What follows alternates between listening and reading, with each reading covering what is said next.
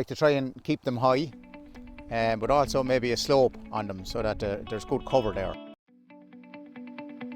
And I'm here with Donal Kavanagh, who is a farmer in the Glanbia Teagasc Open Source Future Farm Monitor Farm Programme, and we're talking all about hedges. So Donal, you have about 9 kilometres of hedgerow on your farm. Why are they so important?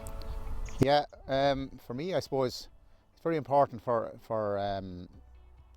shelter for cows, for one reason, and the other thing then is more importantly I suppose biodiversity is going to be big, and there's a good range. I know I have a good range of different types of trees all through the hedges here. So we have black thorn, white thorn, dog rose, brambles, ivy. So there's good cover there for birds for the winter and that. So it's important for me to maintain that and keep that right going forward.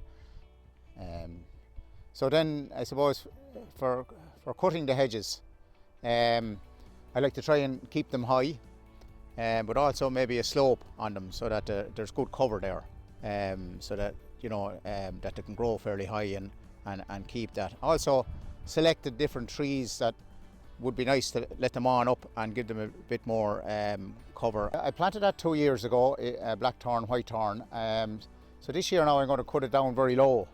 But before I do that, I'm going to select maybe spacings, maybe every 100 metres, and just let some of the better trees there on up and don't cut them at all. And we'll put a marker on them, so going forward then we'll have them in the hedge, and we'll give good cover and have nice trees there as well.